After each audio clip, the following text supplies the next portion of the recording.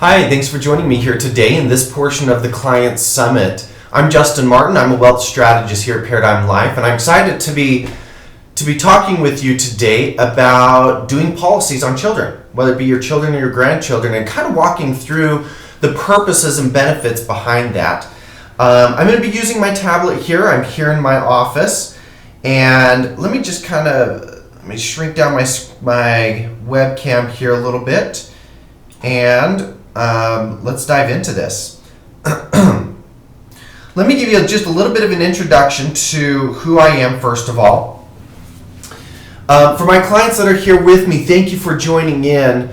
I'm excited to be here with you. If it's been a while since we've met, please let's set up some time. Let's meet together, look at your plan, talk through your strategy, make sure we're still on track with everything. And for everyone else that's joining in, thank you for being here and for being a part of the Paradigm Life family. So I've been involved in the financial industry now for about 12, 13 years. Started out on the traditional financial planning side. So I was working for a large brokerage firm, doing a lot of stock trading, option trading, managing accounts. I also did some real estate investing on the side. And then when 2008 hit, everything came crashing down. And it's the typical story that most of us have experienced and that we hear over and over again. It was a rough time, and I lost a good 35-40%. But it was also at that point in time when I decided I was going to take a step back and try to figure out a different way, try to figure out a better way to maintain control of my money, to get guarantees on my money, but still allow me to invest in what I felt was good for me, as well as plan for the future, plan for retirement, find a way that I was going to provide for me and my family in the years to come. So I started doing a lot of research 2008, 2009, 2010 while I was in graduate school at Texas A&M getting my MBA. And that's when I came across this strategy that we're talking about here in this Client Summit, and that most of you have set up on yourselves now at this point. These cash-rich life insurance policies that allow you to bank on yourself, this perpetual wealth strategy. It's been a phenomenal system for me and a huge game changer since I started my first policy back then. But today I want to kind of focus a little bit on a niche within this, and that is putting a policy on children. Okay? Obviously this is something that's kind of near and dear to me, given the fact that I've got 4 kids of my own. And I'm trying to figure out how I can help them in the future, not just to give them money and provide for them financially, but also be able to show them a way for them to learn how money works, learn how to create cash flow, and learn how to not be scared of money, but to know how to work with money or make money work for them. Okay? So that's kind of what we're going to be going through today. Now, as a way to start, I want to talk about 2 of my kids in particular, okay? I want to talk about my 9-year-old here. This is Andrew. And I want to talk about my 7-year-old Henry, okay? Now, here's why I want to talk about them. Here in Utah, I'm going to move my screen out of the way here. Here in Utah, we pride ourselves in having the greatest snow on earth.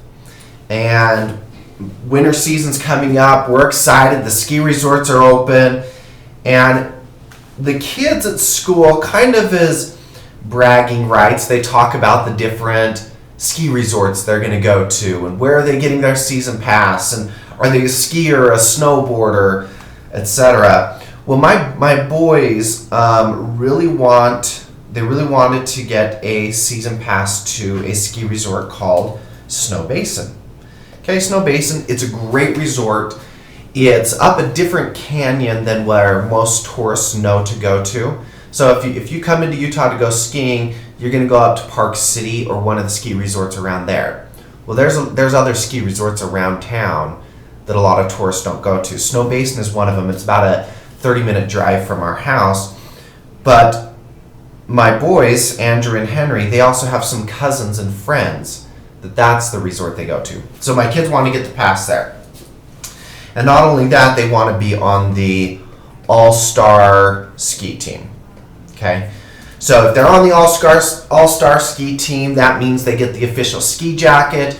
That means they're in the same ski group every single Saturday for 6 hours, and they're really learning how to sharpen their skills with skiing. Well, the price tag on that is $500 for that pass and that ski school. Excuse me, not $500, $1,000. Okay? I told my kids if they wanted to do it, they had to come up with half the money. I pulled the typical dad move and said, you save up half the money and I'll pay for the other half. I didn't think much about it, but a couple days later, my kids and wife sat down with me with a business plan. My kids were going to start a bread bakery.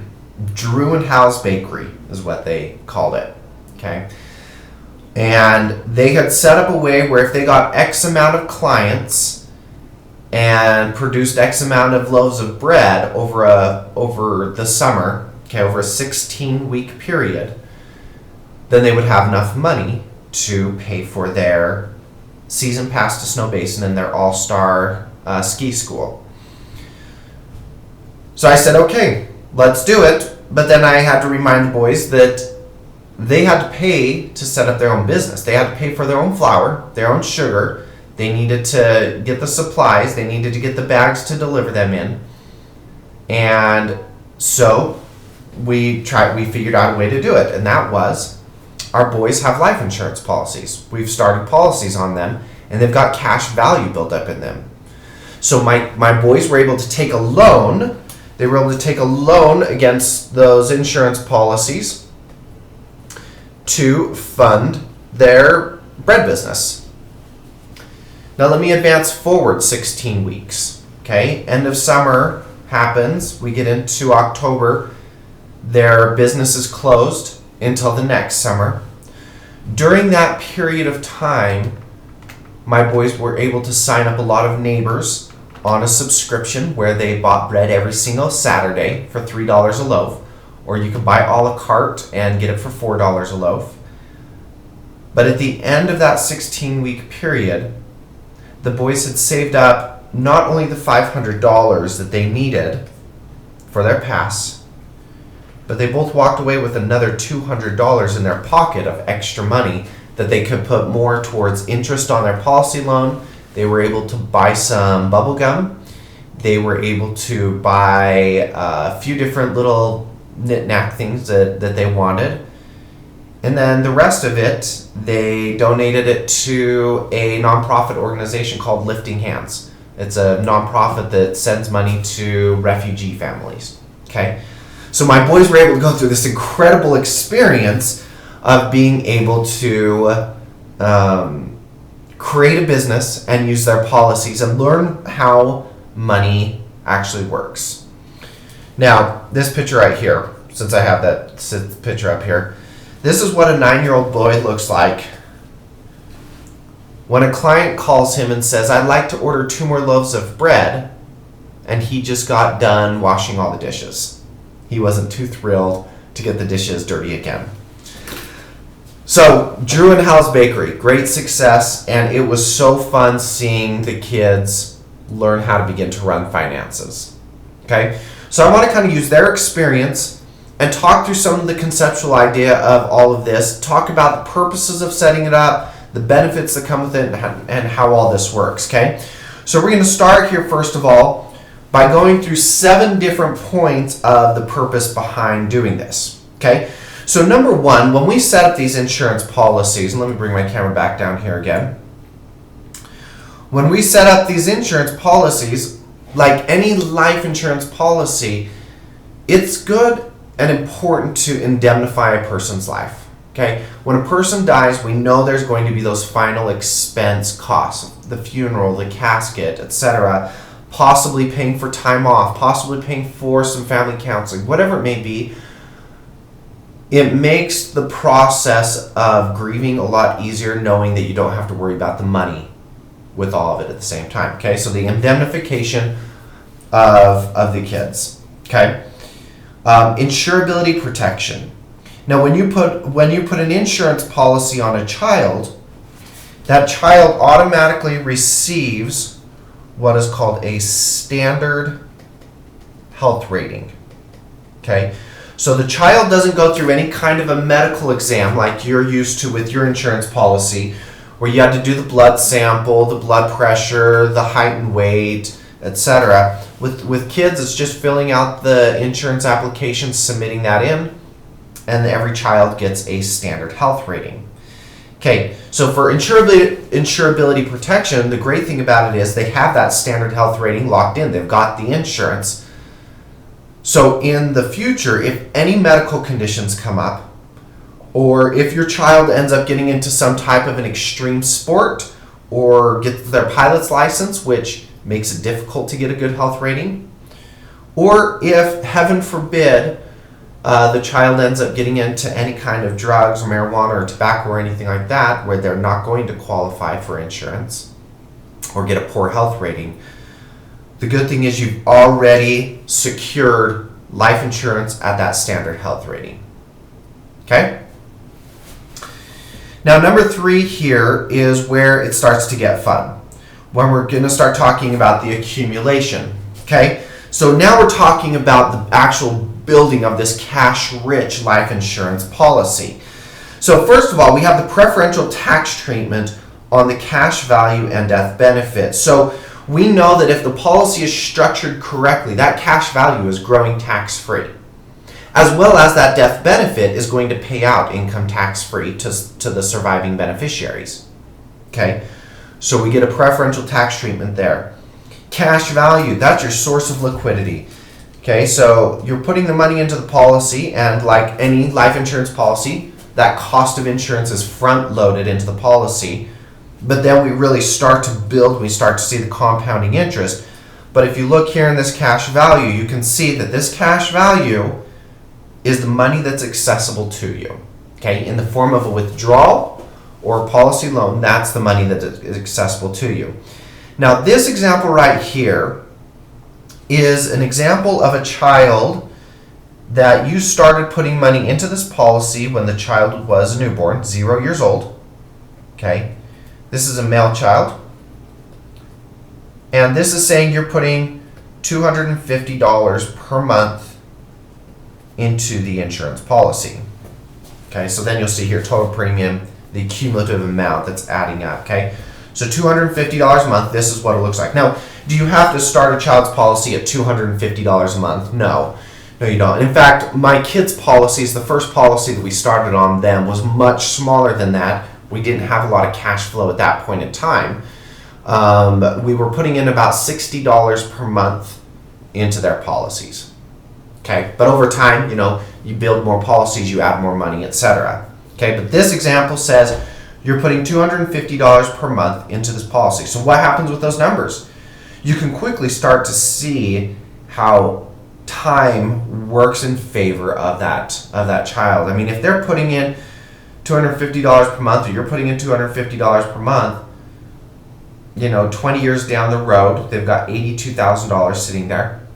Okay, age 60, if they keep on doing this, they've put into the policy $180,000, and they've got $775,000 with a $2 million death benefit. Okay, so there's tremendous growth that's happening in the policy at that point in time. Okay.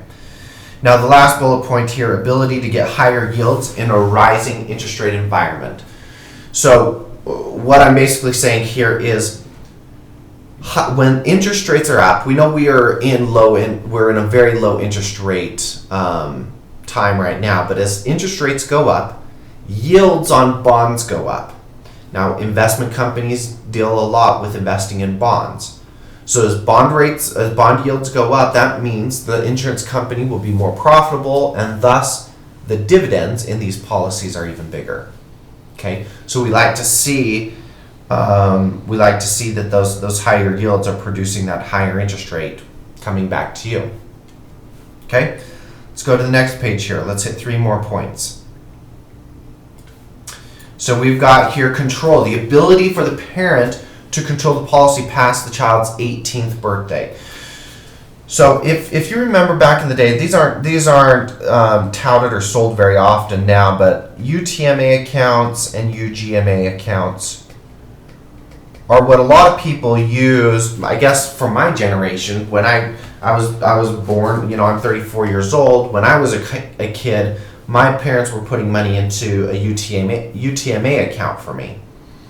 Okay, but that UTMA account or the UGMA account, when I turned 18 years old, I now can assume responsibility of that money. That's now mine. I'm now an adult. It's mine. Well, with the insurance policy, it might likely be that at 18 years old, that child's just not quite ready financially or mature enough to take over ownership of that money. So you, as the parent or the grandparent or the owner of the insurance policy, when the kid turns 18 years old, if you want to maintain control of the money in the policy, you still maintain control of that policy. Okay?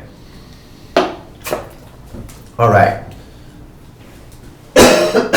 Excuse me.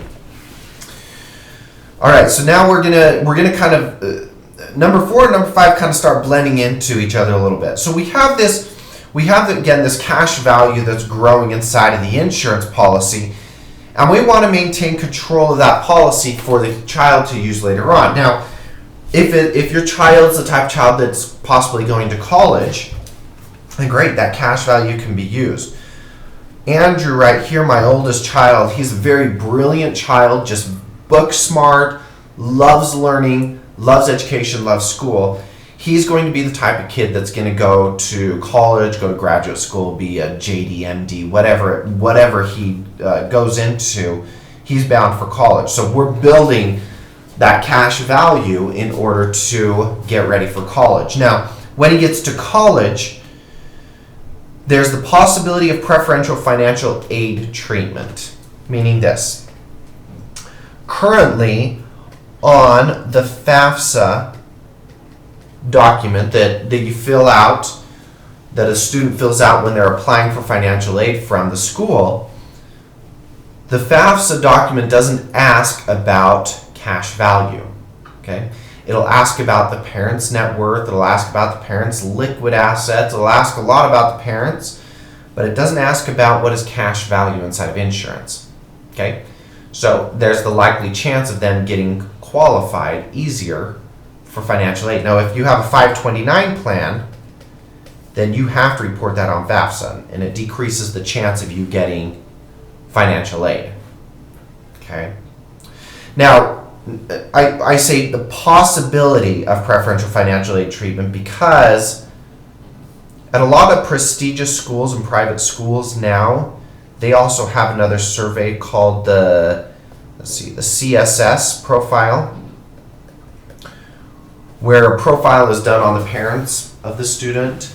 In that CSS profile, they do ask about cash value and life insurance. So at a prestigious school or a lot of private schools, cash value is now counted into the overall equation. Okay, but again, the cash value, there's that the preferential tax treatment. It's growing. When you use that money, it's tax-free use of that money. Okay, and unlike a 529 plan, this doesn't involve any stock market risk. Okay, when you purchase a 529 plan, when you put money into the 529 plan, you're purchasing into different types of funds, mutual funds built inside that 529 plan. With the insurance policy, again, it's the guaranteed growth and the dividends coming into that policy and building. Okay. Now, my second child here, Henry, my 7-year-old, I don't know if he's bound for college. Okay, he's a very smart kid, but his interest and his personality is a lot more of an entrepreneur, a salesman, a builder. He's always trying to find ways to make money. I think when he's a teenager, he's gonna dive into a lot of our family real estate investing and start to go that direction. So for him, money that I'm saving up for his college funding, I'm still just putting that into the cash value of the insurance policy, because if he doesn't go to college, well, we didn't lose out on that. We can use it so he can build his own business or do something else. Okay, so maintaining that control. All right, moving down to number 6 here. Okay, legacy and gifting. So let me hit gifting first. The federal gift tax treatment allows you to when you're putting money on a child, as a parent, as a grandparent, each person individually can contribute $14,000 total to that child's, that's how much money they can give to the child per year, okay? Just so normal gift tax implications are part of this. But then as that policy is building, as you're putting money into it, that's where you're really starting to build that legacy planning, the multi-generational planning, where their money is growing over time. Let me come back up here again. So their money is growing over time. They're able to use that money, but when this person turns 80 years old, maybe their death benefit is around $4 million, and they've got who knows how much in cash value. But when this child passes away, that $4 million is now going to be set up to fund the policies of the next generation. Okay, so now you're just passing down that income-free death benefit, income tax-free, there we go, that's what I'm trying to say, income tax-free death benefit to the next generations. Okay, now there's a whole section here during our client summit that talks about that legacy planning, the trust, and the different ways to set that up. So make sure you jump onto that or talk to your wealth strategist to help you figure out how to set that up, okay? Let me come here then to our last one, the family banking, okay? Last point here, and it'll be pretty quick on this one. So the family banking, when your policies start to grow, when you start to get a lot of money into them, there will come a point in time where your kids are going to be adults. But we all still want to run the same family banking system. So instead of your child going and taking a loan from the bank to purchase their first home, maybe they want to take it from the family banking system, from their insurance policies, your insurance policies. So at that point in time, that's when we need to start setting up some oversight and control. All right, so now there's going to be a family board of directors or trustees. We'll start talking about promissory notes. We'll start talking about paying back the interest and principal, etc. But now starting to really treat this as a lending business, a family lending business, a family bank, okay, and holding everyone responsible for that. But it's really going to provide a lot of flexibility for you to be able to design it however you want, okay? Whether it's to do real estate investing, or maybe it's you're wanting to use it for charity, or there's going to be a variety of different ways that you can design this. But because there's money saved up in there and growing, it provides you the ability to do those things. Okay? I apologize, I'm starting to lose my voice here a little bit. All right, let me come down here to my next screen. Okay, so how do you actually buy life insurance on your child or grandchild? Well, the first place to go, the good place to go, is an employee benefit. So more than likely, your employer has some type of a death benefit that's offered to all of the dependents of that employee. Typically, there's a $10,000 to $15,000 death benefit. You more than likely have to elect into it, and it's either free or costs you a couple dollars a month to get that small death benefit. So that's one way to get it. The next way, the better way, is to put a child benefit rider on your own personal life insurance policy. So for those of you that already have a life insurance policy set up on yourself, you can elect to put a child benefit rider on there, which typically gives about a $15,000 to $20,000 death benefit in the case that your child passes away. It also locks in that death benefit, so later on, well, it depends on the insurance company, but for some insurance companies, you can actually convert that $10,000 to $20,000 into a whole life insurance policy later on in the child's life, if you choose to do so. Okay? Or when that child becomes an adult, I should say. But the best way to set this up is to actually start the traditional whole life insurance policy on the child now, and to max fund that policy and really get it going. Biggest reason why is time. The child is so young right now, they have so many years to build in that with that compounding interest, that right now is the best time, even if it's a small amount, but that it's starting to build now. Overfund that policy, really get it going, okay? Then when the child turns 18, if they're healthy and they're living a good life, they can do the medical exam at that point in time to see if they can get a standard plus or a preferred health rating. Okay, so they can always bump up to a higher health rating when they turn 18. So there's that possibility there. All right, let me just look through my notes here a little bit and make sure I covered everything that I wanted to. Again, these policies, when you go to set them up, they can be started very small, they can be started large. Make sure you meet with your wealth strategist, your agent, to talk through the size of it and what will be best for your situation. Okay. Looks like that's everything that I wanted to go through. So I wanted to tell you thank you again for joining with me here. I will be in my booth on the Client Summit page. So if you've got any questions, I'll be there for about the next 20-30 minutes answering any questions there. Any further questions beyond that, you can contact me here, my contact information, or reach out to your agent, your wealth strategist, to go through any questions, or if you want to be running any policies with them. All right? Thanks again for joining in, and we'll see you guys soon.